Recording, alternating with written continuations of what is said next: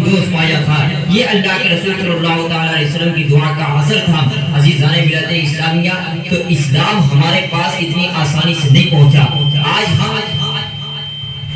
نام کے مسلمان رہ چکے ہیں اور سمجھتے ہیں کہ اسلام بڑی آسانی سے ہمارے پاس پہنچا ہے، اور جب چاہتے ہیں کسی بھی مسئلے پر ہم اختلاف کرتے ہیں. لیکن عزیزان گرامی، تھوڑا سا آپ تاریخ کا مطالعہ کیجئے تو پتہ چلے گا پیارے آقا علیہ الصلوۃ نے کس قدر تکلیف سہی ہے اپنے بندوں کی ہدایت کے لیے. ایک مرتبہ کا واقعہ ہے کہ سرکار دو عالم صلی اللہ تعالی علیہ وسلم مدینے مکے کی گلیوں سے گزر رہے تھے، تو ایک کلیس کافر جو مصطفیٰ جان رحمت صلی اللہ علیہ وسلم سے سخت نفرت کرتا تھا، پیارے آقا علیہ الصلوۃ نے اس کو بھی دعوت دین دی تھی، لیکن وہ اس قدر دعوت دین کی بنیاد پر اس قدر آپ کا دشمن ہو چکا تھا تو اس نے پیارے آقا علیہ السلام کی چادر مبارک کو پیچھے سے کھینچا، جس کی وجہ سے مصطفیٰ جان رحمت صلی اللہ تعالی علیہ وسلم کے گردن مبارک کے اندر پھندا پڑ گیا اور پیارے آقا علیہ السلام کو کھانسی آنے لگی، اور اسی طریقے سے وہ کچھ دیر تک پیارے آقا علیہ السلام کو زمین میں گھسیٹتا ہوا لے کر کے جا رہا تھا. اسی اثنا میں جناب صدیق اکبر رضی اللہ تعالیٰ عنہ تشریف لے آئے اور اس غلیظ کافر کو دھکا مار کر کے وہاں سے بھگایا. اس قدر ظلم و ستم کفار مکہ نے پیارے آقا علیہ السلام کے ساتھ کیے تھے. آقا علیہ السلام جب راستے سے گزرتے تھے تو لوگ آپ کی راہوں میں کانٹے بچھا دیا کرتے تھے. پیارے آقا علیہ السلام جب کسی سے دعوت دین دیا کرتے تھے تو لوگ آپ کے سامنے بہت بہت زور سے تالیاں بجاتے تھے، اور تاکہ آپ کی باتوں کو کوئی دوسرا سن نہ سکے. عزیزان ملت اسلامیہ، مصطفیٰ جان رحمت پر اس قدر ظلم و ستم ڈھائے گئے. ایک مرتبہ کا واقعہ ہے کہ آقا دو عالم صلی اللہ تعالی علیہ وسلم حرم کعبہ کے اندر لوگوں کو واعظ و نصیحت کر رہے تھے، تو اس وقت ابو جہل وہاں سے گزرا اور اس نے کہا، اے لوگوں، تم میں کا کوئی بھی شخص ہرگز حضرت جناب محمد مصطفیٰ صلی اللہ علیہ وسلم کی باتوں کو نہ سنے، کیونکہ جب کوئی ان کی بات کو سنتا ہے تو انہی کا ہو جایا کرتا ہے. ان کی باتوں کے اندر ایسا اثر ہے، جب کوئی ان کی بات کو سنتا ہے ہو جاتا ہے. اس نے اعلان کیا کہ کوئی بھی ان کے الفاظ کو اپنے کانوں کے اندر داخل ہونے نہ دے. ایک صحابی رسول تھے جو اس وقت ایمان نہیں لائے تھے، ان کا نام تھا، تو انہوں نے دیکھا کہ آخر ابو جہل یہ بات کیوں کہتا ہے کہ کوئی محمد عربی کی جو ہے بات کو نہ سنے. اور سارے لوگ جب ان کے پاس سے گزرتے ہیں تو اپنی انگلیوں کو کانوں میں ڈال لیتے ہیں. تو انہوں نے سوچا کہ کیوں نہ ایک مرتبہ باتوں کو سن ہی لیا جائے کہ آخر ان کی بات ہوتی کیسی ہے کہ لوگ اس قدر ان کی باتوں سے خوف کھا رہے ہیں. ایک دن حرم کعبہ کے اندر مصطفیٰ جان رحمت صلی اللہ علیہ وسلم اپنے صحابہ اکرام کو واعظ و نصیحت فرما رہے تھے. وہ شخص جو ہے حرم کعبہ میں ایک ستون کے پیچھے بیٹھے ہوئے تھے اور آقا دو عالم صلی اللہ علیہ وسلم کی باتوں کو سن رہے تھے. یہ کچھ دیر تک سنا، پھر آقا علیہ السلام پر وحی نازل ہوئی. جب آقا دو عالم صلی اللہ علیہ وسلم نے قرآن عظیم کی تلاوت فرمائی تو ایسا سما چھایا، ایسی تاثیر ہوئی کہ اس وقت کے حرم کعبہ کے اندر جتنے بھی کفار بیٹھے ہوئے تھے وہ سب کے سب ان آیت کریمہ کی تلاوت کو سن کر کے بارگاہ رسالت مآب میں حاضر ہو کر کے دامن اسلام میں داخل ہوئے. عزیزان ملت اسلامیہ، اسلام جو ہے ہم پر کتنی پریشانی سے پہنچا ہے اس کا اندازہ آپ اس طرح سے بھی لگا سکتے ہیں کہ صرف ظلم و ستم کفار مکہ نے مصطفیٰ جان رحمت صلی اللہ علیہ وسلم پر نہیں ڈھائے تھے، بلکہ جو صحابہ اکرام اس وقت ایمان لا رہے تھے، تمام تر ان صحابہ اکرام پر بھی کفار مکہ ظلم و ستم ڈھا رہے تھے. آپ ذرا دیکھیے، ابو بکر صدیق رضی اللہ تعالیٰ عنہ ہیں جو سابقین اولین ہیں، جو سب سے پہلے مصطفیٰ جان رحمت صلی اللہ علیہ وسلم پر ایمان لائے تھے. عالم یہ تھا کہ کفار مکہ حضرت ابو بکر صدیق رضی اللہ تعالیٰ پر اس قدر ظلم کرتے تھے، حرم کعبہ کے اندر ان کو مارا جاتا تھا، اتنا مارا جاتا تھا کہ جناب صدیق اکبر رضی اللہ تعالیٰ عنہ پر گشی طاری ہو جاتی تھی، بے ہوش ہو جایا کرتے تھے. اور اس وقت ان سے کہا جاتا تھا، اے ابو بکر صدیق، تم ایک رئیس آدمی ہو، ایک معزز آدمی ہو، ایک شریف آدمی ہو، تم ایک بڑے آدمی مانے جاتے ہو، ایسا کام کیوں کر رہے ہو؟ اپنے آبا و اجداد کے دین کو کیوں چھوڑ رہے ہو؟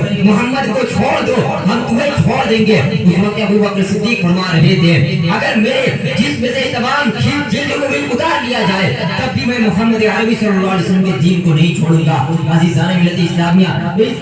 اس قدر ظلم و ستم جناب صدیق اکبر رضی اللہ تعالیٰ عنہ پر ڈھائے گئے. صرف جناب صدیق اکبر رضی اللہ تعالیٰ عنہ نہیں ہے، بلکہ آپ دیکھیے اس وقت سابقین اولین میں ایمان لانے والی ایک شخصیت ہے جن کا نام حضرت خباب ابن عارت رضی اللہ تعالیٰ عنہ ہے. کس सितम कुफार मक्का ने इन पर ढाए। आप तारीख का मुताला कीजिए तो आप कोयले के अंगारे पर उनको लिटा दिया और एक शख्स उनके सीने पर चढ़ गया और ये उस वक्त तक उनके सीने पर चढ़ा रहा और उनकी पुष्ट जो है अंगारे पर लेटी रही और इतना तेज अंगारा था कि इनके जिस्म की तमाम तर चर्बियां गल गई और तमाम तर रुतूबत से अंगारा का जो कोयला था वो बुझ गया और इनके जिस्म का पीछे का पूरा हिस्सा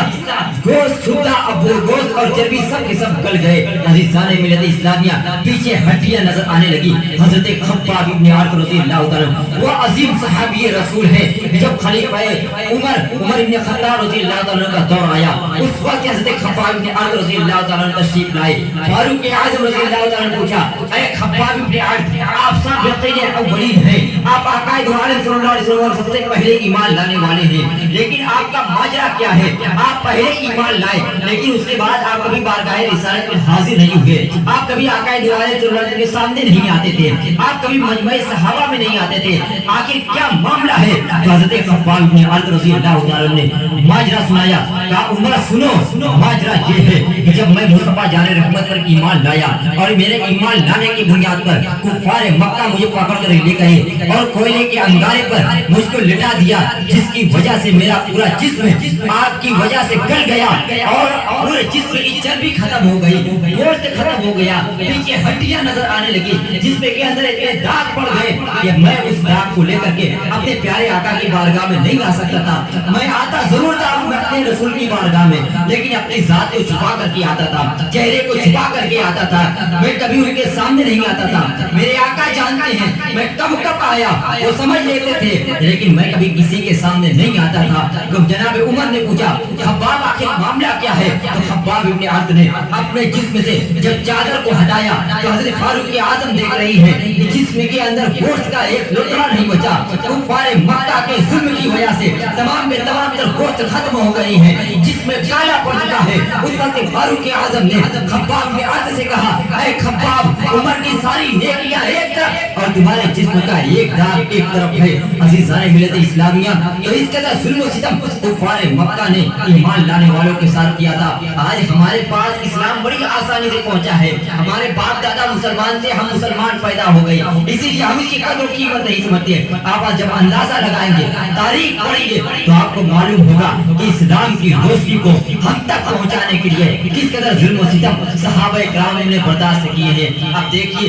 एक सहाबी रसूल है जिनका नाम हज़रत ज़ुबैर इब्न अव्वाम रज़ियल्लाहु ताला अन्हु है। ये अशरे मुबशरा भी है, ये साबिक़ीन अव्वलीन भी है। आलम ये था कि ये बहुत रईस खानदान से ताल्लुक रखते थे, बड़े मुअज़्ज़ज़ खानदान से ताल्लुक रखते थे। एक अमीर आदमी थे हज़रत ज़ुबैर इब्न अव्वाम रज़ियल्लाहु ताला अन्हु। जब ये ईमान लाए मुस्तफा जाने रहमत सल्लल्लाहु अलैहि वसल्लम पर, तो इनके चचा इनको पकड़ करके ले गए और इनको चटाई के अंदर लपेट करके इनके जिस्म, इनके नाक में धुआं दिया। इस धुएं की बुनियाद पर वो धुआं इनके फेफड़े के अंदर भर गया और ये कई दिन तक बेहोश रहते थे, दिमाग की हालत बिगड़ गई। इस कदर जुल्म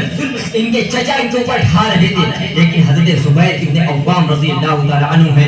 ये जो है इस कदर मजबूती के साथ, जबल इस्तिकामत के साथ इस्लाम पर कायम रहे थे। मैं आपको बता दूं, कुफार मक्का चाहते तो एक आन में मुसलमानों को कत्ल कर सकते थे, इसलिए कि मुसलमानों की तादाद बहुत कम थी, लेकिन कुफार मक्का किसी को कत्ल नहीं कर रहे थे, बल्कि अज़ियत पर अज़ियत दे रहे थे। उनका मकसद किसी को मारना नहीं था, बल्कि उनका मकसद इस्लाम को छुड़वाना था, दीन अहमद को छुड़वाना था। और ये बार बार कह रहे थे, ऐ लोगों, हम तुम पर जुल्म करना बंद कर देंगे, बस तुम मोहम्मद अरबी के दीन को छोड़ दो। लेकिन ये सहाबा ऐसे जबल इस्तिकामत के मानी थे, इस तरीके से ये मजबूत दीन हक पर कायम थे कि इनमें से कोई भी शख्स मुस्तफा जाने रहमत को पीछे नहीं हटा। अज़ीज़ान मिल्लत इस्लामिया, आप जरा अंदाजा लगाइए, सहाबा इकराम में एक सहाबी रसूल है जिनका नाम हज़रत सुहैब रूमी रज़ियल्लाहु ताला अन्हु है। ये भी साबिक़ीन अव्वलीन है, ये भी पहले ईमान लाने वाले लोगों में से हैं। लेकिन जब इनके ऐलान का पता चला तो लोग जो है इनको पकड़ कर लेकर के चले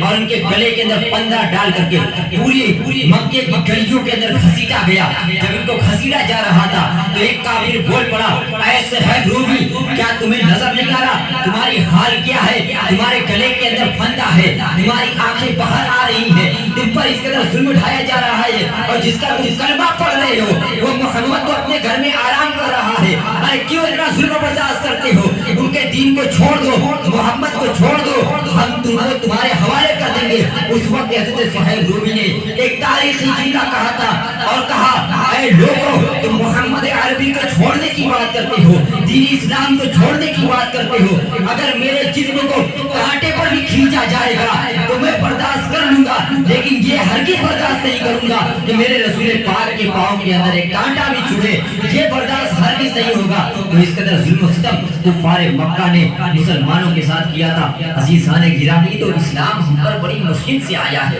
اسلام ہم پر بڑی مشکل سے آیا ہے۔ آج کوئی بھی آتا ہے اپنا عقیدہ بیان کرتا ہے، ہم اس کی باتیں سن لیتے ہیں، کوئی بھی آتا ہے کہتا ہے کہ حضور کو اتنا غائب نہیں تھا، ہم اس کی بات مان لیتے ہیں، کوئی آتا ہے کہتا ہے کہ محفل میلاد منعقد کرنا صحیح نہیں ہے، ہم اس کی بات مان لیتے ہیں، یعنی جو آتا ہے اپنے عقیدے کی بات کرتا ہے ہم مان لیتے ہیں۔ ہمارا عقیدہ اس قدر کمزور ہو چکا ہے، لیکن یہ صحابہ ہیں اس قدر عقیدے میں مضبوط تھے کہ ظلم و ستم اٹھائے جا رہے تھے، لیکن ایک ذرہ برابر بھی کوئی بھی صحابی دین حق سے پھر نہیں رہا تھا۔ عزیزان ملت اسلامیہ، تو محفل میلاد بناؤ اور اپنے عقیدے کو صحابہ کے عقیدے کے جیسا بناؤ کہ دنیا تو ڈھل سکتی ہے، سمندر تو ڈوب سکتا ہے، لیکن یہ صحابہ ہیں، ان کے ایمان کے اندر ذرہ برابر بھی لرزش پیدا نہیں ہوتی۔ عزیزان ملت اسلامیہ، ایک چیز اور میں بتا دوں کہ کفار مکہ جو ہے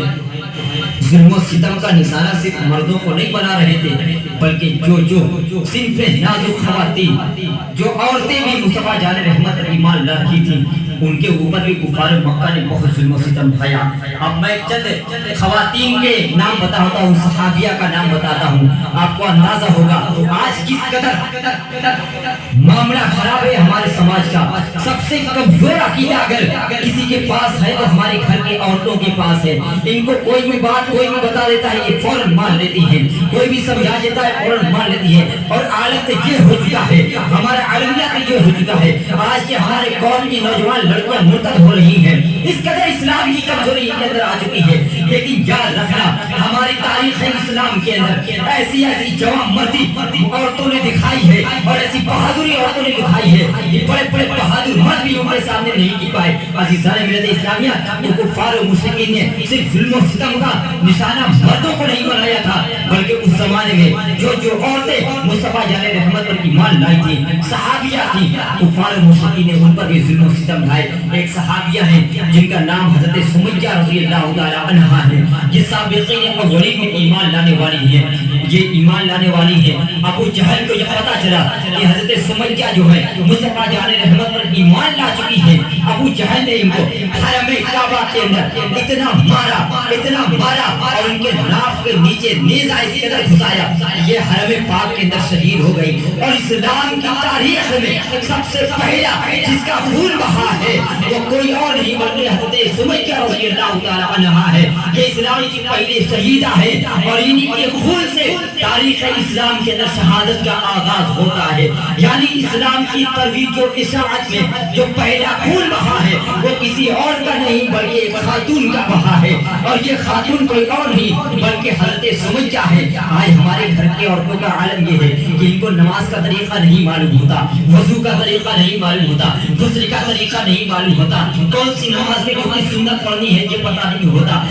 کون سی نماز ادا کرنی ہے ان کو وقت معلوم نہیں ہوتا۔ اس قدر اسلام کی کمزوری ان کے اندر ہے، لیکن یہ ذرا اپنی تاریخ کو پڑھیں، لیکن اس تاریخ اسلام کے اندر اسلام کی ترویج و اشاعت میں سب سے پہلے جس نے خون کو بہایا ہے وہ کوئی اور نہیں بلکہ ایک صحابیہ ہے جن کا نام حضرت سمیہ ہے، اور انہوں نے کہیں اور نہیں بلکہ حرم کعبہ کے اندر شہید ہوئی ہے، اور اسلام کی سب سے پہلی شہیدہ کا سرفراز کے منصب پر یہ فائز ہے۔ عزیزان ملت اسلامیہ، صرف حضرت سمیہ نہیں بلکہ ایک اور صحابیہ ہیں جن کا نام حضرت ام لبینہ رضی اللہ تعالی عنہا ہے۔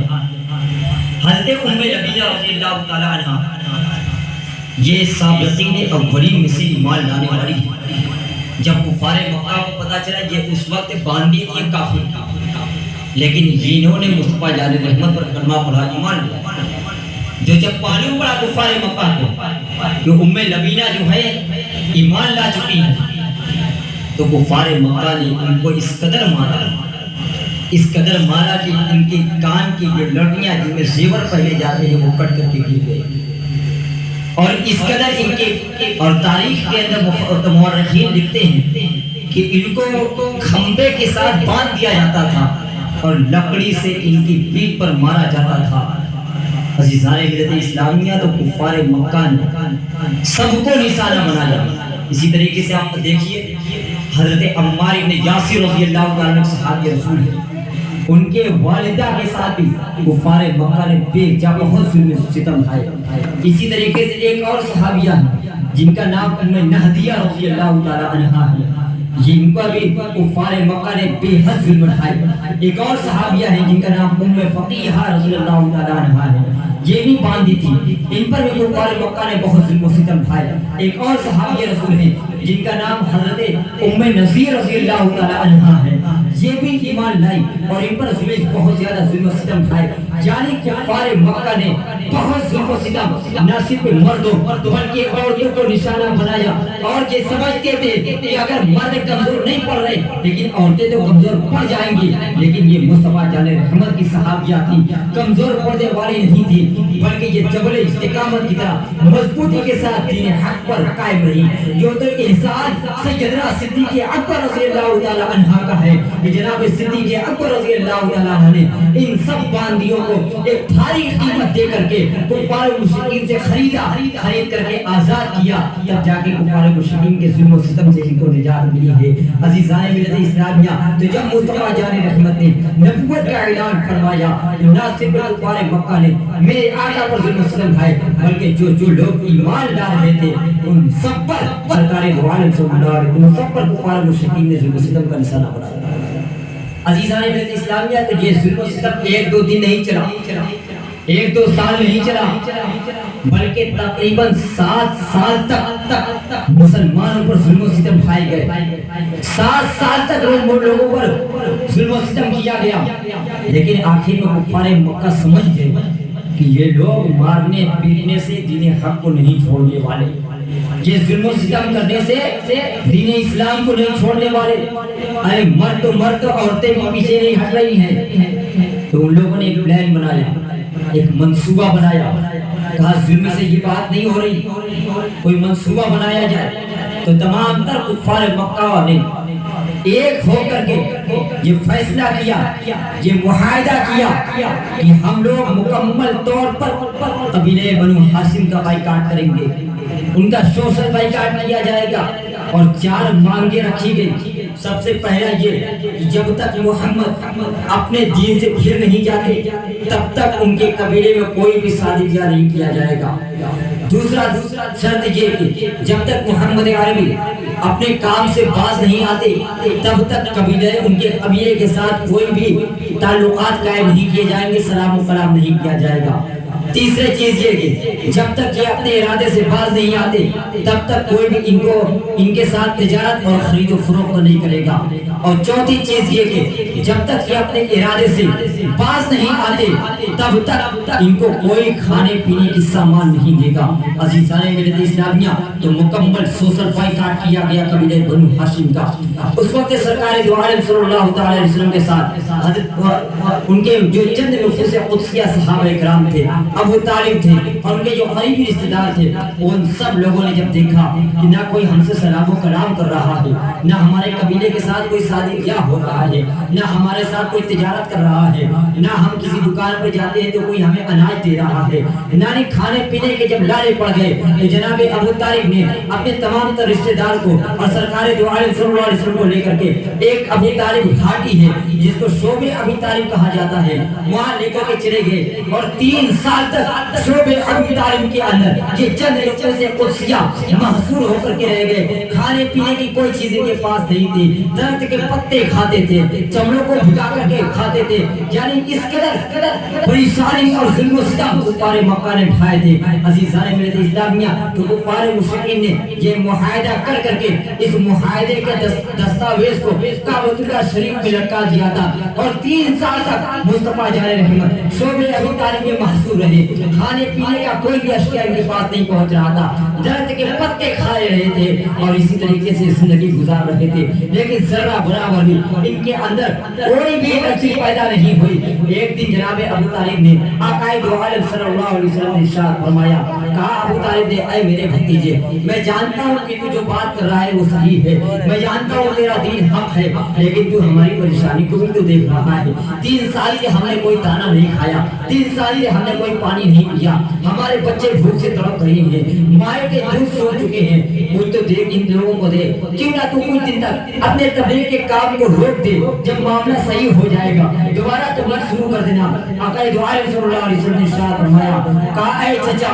اگر یہ کوئی پار میرے ہاتھ میں سور ایک ہاتھ میں سورج اور دوسرے ہاتھ میں چاند بھی رکھ دے تب بھی میں دین کی تبلیغ کا کام نہیں چھوڑوں گا عزیزان ملت اسلامیہ یس یہی مقام پر سرکار اعلی حضرت پکار اٹھے اللہ کی سرتابہ قدم شان ہے یہ انسان ہی انسان وہ انسان ہے یہ قرآن تو ایمان بتاتا ہے انہیں ایمان یہ کہتا ہے میری جان ہے یہ 3 سال تک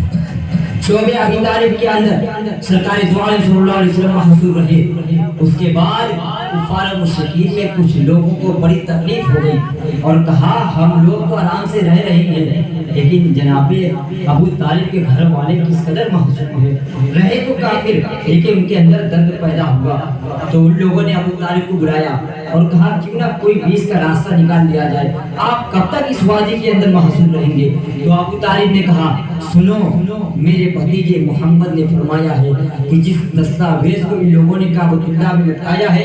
اس دستاویز کو کیڑے نے کھا لیا اور صرف اسی جگہ کو چھوڑا ہے جہاں اللہ کا نام لکھا ہوا ہے جا کر کے دیکھ لو دستاویز کو اگر ویسا ہی ہے جیسا کہ میرے بھتیجے نے کہا ہے تو یقیناً وہ سچے نبی ہیں اور اگر ایسا نہیں ہے تو پھر تم لوگ جو چاہے وہ ان کے ساتھ کرنا تو جب دستاویز کو دیکھا گیا تو ایسا ہی ہوا جیسا کہ مصطفیٰ جان رحمت نے شعبہ ابی طالب میں ارشاد فرمایا تھا کہ اس دستاویز کو سارا کے سارا کیڑے کھا چکے تھے صرف اس جگہ کو چھوڑا تھا جہاں اللہ کا نام لکھا ہوا تھا یہ معجزہ دیکھ کر کے بہت سارے لوگ دامن اسلام میں آ گئے اور اس کے بعد عالم یہ ہوگا کہ ان کے اوپر سے محصور اور اس جو سوشل بائیکاٹ کا ختم کیا گیا میرے آقا علیہ الصلوۃ والسلام مدینہ مکہ کی سرزمین پر دوبارہ تشریف لائے اور 3 سال تک ایسا کام کیا دین کا کہ مدینے کے اندر اچھی خاصی اسلام کی تعداد ہو گئی اور سن 11 نبوت کے 13 سال میں سرکار دو عالم صلی اللہ علیہ وسلم پر اللہ رب العزت نے اس حکم نازل فرمایا اے میرے محبوب آپ مدینے کی جانب ہجرت کر جائیے اور وہاں دین کا کام شروع کیجیے تو یہ 13 سالہ مکی زندگی مصطفیٰ جان رحمت صلی اللہ علیہ وسلم پر اس قدر ظلم و ستم ڈھائی ہیں لیکن آپ کیا بتا دو کیا ان 13 سالہ زندگی کے اندر میرے آقا نے کسی سے جھگڑا کیا میرے آقا نے کسی کے ساتھ مقابلہ کیا کیا میرے آقا نے تلوار اٹھائی کیا میرے آقا نے کسی کو مارا کیا میرے آقا نے کسی کو بھلا بھلا کہا کیا میرے آقا نے کسی کو بد دعا دی ارے ظلم پر ظلم کرتے رہے میرے آقا ان کو دعائیں دیتے رہے عزیزان ملت اسلامیہ یہ 13 سالہ مکی زندگی مصطفیٰ جان رحمت کی جو ہے وہ یہی ہے کہ میرے آقا نے دین اسلام کو تلوار کے بدولت نہیں بلکہ اپنے اچھے اخلاق کے بدولت پھیلایا ہے عزیزان ملت اسلامیہ جو آقا علیہ الصلوۃ والسلام کا یہ رویہ تھا کہ میرے آقا علیہ الصلوۃ والسلام عمل کی ترغیب دیا کرتے تھے رد عمل کے بارے میں نہیں فرماتے تھے رد عمل یہ ہوتا ہے جب کوئی تمہارے ساتھ ظلم کرے تو تم اس کا جواب دو میرے آقا ہرگز اس کے قائل نہیں تھے بلکہ میرے آقا فرماتے تھے وہ ظلم کر رہی ہیں تم نماز پڑھتے رہنا وہ ظلم کرتے رہی ہیں تم اللہ کا ذکر کرتے رہنا وہ ان کو ظلم کرتے رہنا تم قرآن پڑھتے رہنا یعنی آقا علیہ الصلوۃ والسلام اپنے صحابہ اکرام کو عمل کرنا سکھا رہے تھے اور اسی طریقے سے صحابہ اکرام عمل بھی کر رہے تھے تو یہ انداز تھا صحابہ اکرام کا ظلم کو برداشت کرتے رہے دین اسلام کی تبلیغ کرتے رہے اتنی محنت اور جفا کشی کے ساتھ تب جا کر دین ہمارے پاس پہنچا ہے اسی لیے سرکار اعلیٰ حضرت فرماتے ہیں سب سے اعلیٰ و اعلیٰ ہمارا نبی سب سے بالا و بالا ہمارا نبی سارے اچھوں میں اچھا سمجھیے جسے ہے اس اچھے سے اچھا ہمارا نبی غمزدوں کو رسا مزدہ دیجے کہ ہے بے کسوں کا سہارا ہمارا نبی سارے سارے مشرق علامہ اقبال پکار اٹھے کہ محمد سے وفات ہونے دو، ہم تیرے ہیں یہ جہاں چیز ہے کیا، لوح و قلم تیرے ہیں۔ اللہ رب العزت کی بارگاہ میں دعا ہے رب ذوالجلال تمام لوگوں کو کہنے اور سننے سے زیادہ عمل کرنے کی توفیق عطا فرمائے۔ شریعت مصطفیٰ پر